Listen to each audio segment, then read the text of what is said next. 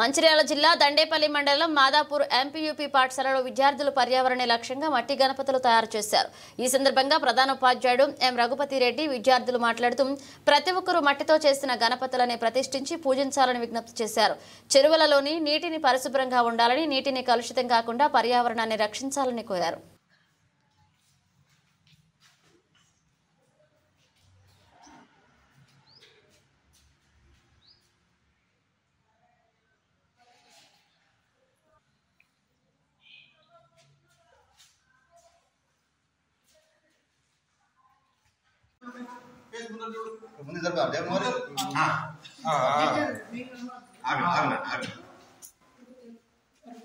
మీరు బెల్లంపల్లి మీరు కదా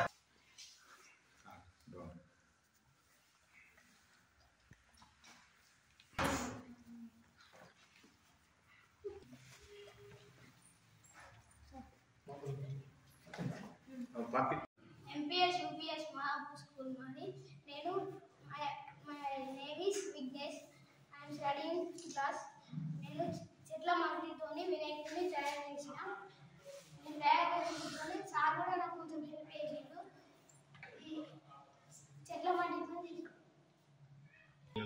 మట్టి తీసుకొని కొంచెం నీళ్ళని కలిపి పిసికి మొత్తం ఇలా చేతులు, కాళ్ళు, తలకాయ, తొండెం, పాములు, చెవులు అన్ని వేసి పెట్టి కుర్చీ బల్ల ఎలుక మొత్తం చేసారు.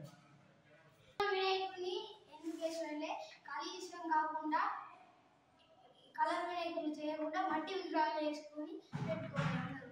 కాలుష్యం అయ్యి చేపలు అన్ని చెరువులలో నీళ్ళలో ఉన్నవి అన్ని చనిపోతున్నాయి.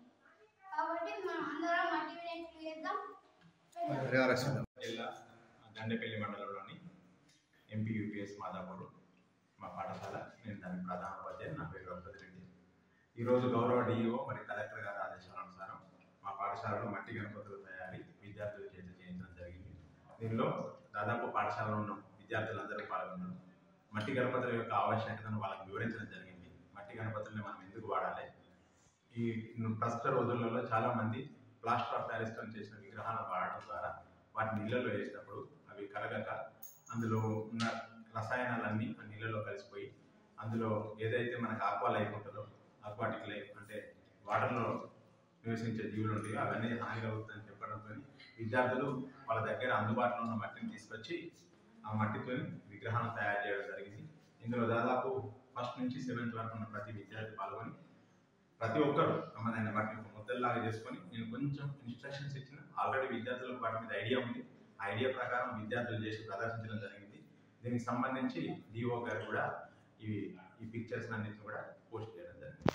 సో ఈ పనిలో పాల్పంచుకున్న, మట్టి విగ్రహాల తయారీలో పాల్పంచుకున్న మా విద్యార్థులందరూ కూడా ప్రత్యేక అభినందనలు తెలియజేస్తున్నా. Thank you. నన్ను నేర్పించిందని చెప్పారు. నాకు చాలా బాగా అనిపించింది. కానీ చాలా వరకు పిల్లలే ఇందులో చేశారు. చిన్న చిన్న హెల్ప్లు మాత్రమే నేను చేయడం జరిగింది. ఆల్రెడీ గత 5-6 సంవత్సరాల నుంచి ఈ కార్యక్రమం ప్రతి స్కూల్లో జరుగుతుంది కాబట్టి విద్యార్థులకు గణపతి విగ్రహం తయారు చేయడంలో చాలా వరకు నేర్పు ఉన్నది. మాకు కొంచెం మేము ఇన్స్ట్రక్షన్స్ మాత్రమే ఇచ్చాం. అది పిల్లల యొక్క గొప్పతనం అనుకోవచ్చు మాకు చెప్పడం. కాకపోయినా పిల్లల యొక్క కృషి ఎక్కువగా ఉంది. అందరు పిల్లలు పాల్పంచుకున్నారు. వాటిని ప్రదర్శించడం జరిగింది. వీటిని తీసుకెళ్ళి 2-3 రోజులు పూజ చేసి వాటర్లో నిమజ్జనం చేద్దామని కూడా చెప్పడం.